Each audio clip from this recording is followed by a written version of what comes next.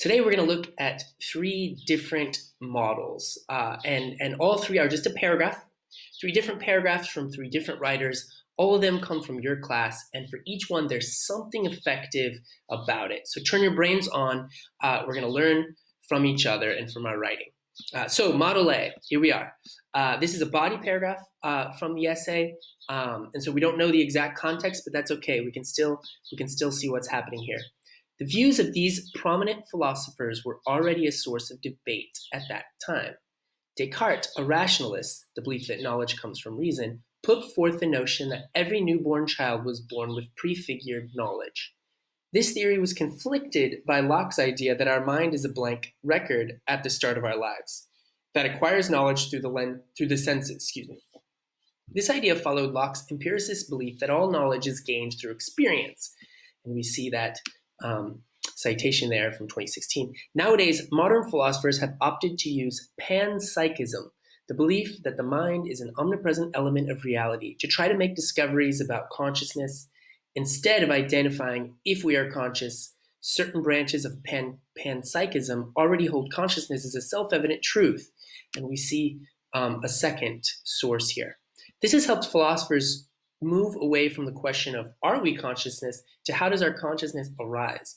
All these theories are not to forget as discoveries in other research sectors can be linked back to them in some way. So this paragraph, I think, is a good example of writing that is rooted in the discourse and demonstrates some awareness of how these questions have shifted over time, of the subject under investigation.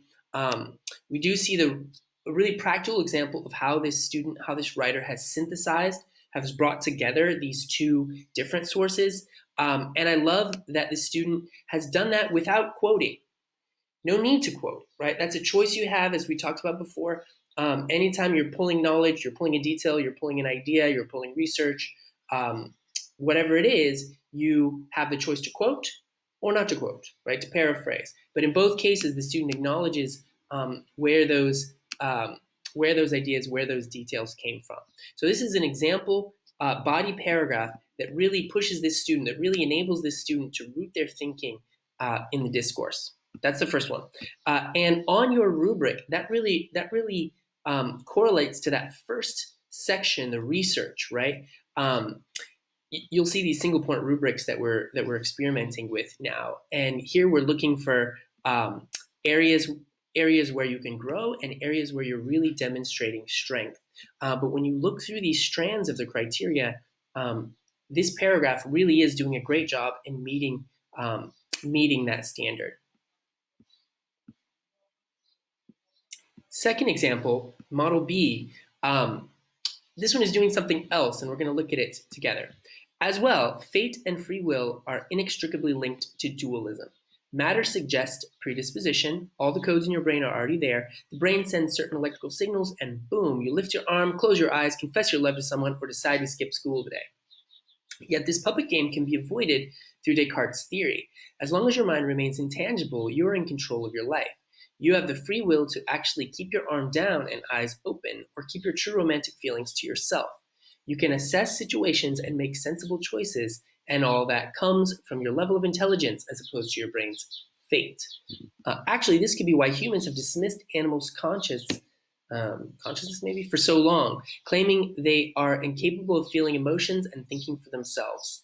I don't eat meat or any animal-derived products anymore, but I still witness my family's belief that our minds are superior to all other beings, and therefore they don't feel pain like we do, or they wouldn't be able to take care of themselves without humans. This binary makes our vicious behavior towards animals morally acceptable. If your consciousness is as sophisticated as our metaphysical one, then you matter. Otherwise, you are unfortunately never really meant to exist. Now, these two paragraphs, right, really kind of exemplify what we're looking for in terms of discussion and analysis, which is the next box in that rubric. The student is really taking apart the implications and thinking about what that means. Notice here in the second paragraph, here's where the student makes a connection and incorporates narrative, right? The student inserts that I into the piece and shares something in order to tease out the implications of the analysis, right? So this one I think is really good in terms of discussion and analysis. The student has taken a risk and incorporated some narrative, just like we talked about before, and really gets to some of the implications. So what? How does this apply to the world in which we live? Why does it matter? And I think that's really important when you're dealing with something as kind of big, complex, and unwieldy as, say, consciousness, right? Both of these pieces have some strengths in terms of language.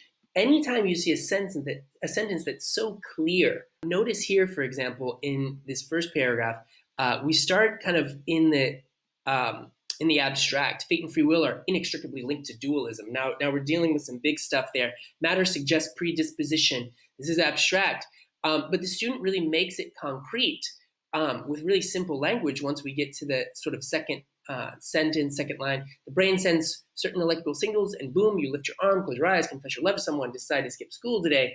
Now we see the application, and we start to get to some of the implications of this analysis. As we said, that kind of corresponds to the second box on the rubric, the discussion and the analysis. We see the student examining these complex ideas carefully, making connections and distinctions, discussing multiple perspectives, analyzing, synthesizing, evaluating in order to create a compelling new piece. And in these couple of paragraphs, this writer really brings us along on that journey of discovery in the chapter that they are writing. Finally, Model C. This is, unlike the Models A and B, these where I pulled body paragraphs, this is the beginning of an essay. And I want you to think about it, the chapter, rather, beginning of a chapter. Philosophers have been answering the question of what consciousness is, what asks for definition. Neuroscientists have been answering the question of where consciousness is, where asks for location. Evolutionary biologists have been answering the question of why consciousness is, why asks for reason. Nobody, however, has been able to answer the question of how consciousness is, how asks for function. Now, that's a really out-of-the-box, bold, creative way to open the chapter, right? This is a student who's really identified a kind of angle, right? So notice with this project and this writing, we're really looking for a combination of creative thinking and critical thinking. And by starting in this way, we see that the student has already sort of suggested a focus, an organization for the body paragraphs that will follow. So I would encourage you, as you're approaching this subject matter, to be bold, to be creative, right? Whether that means incorporating narrative or thinking about the application of these ideas to something that you care about, or just trying to approach the subject matter in a way that maybe none of the researchers, none of the articles that you read were doing. You're very much encouraged to do that.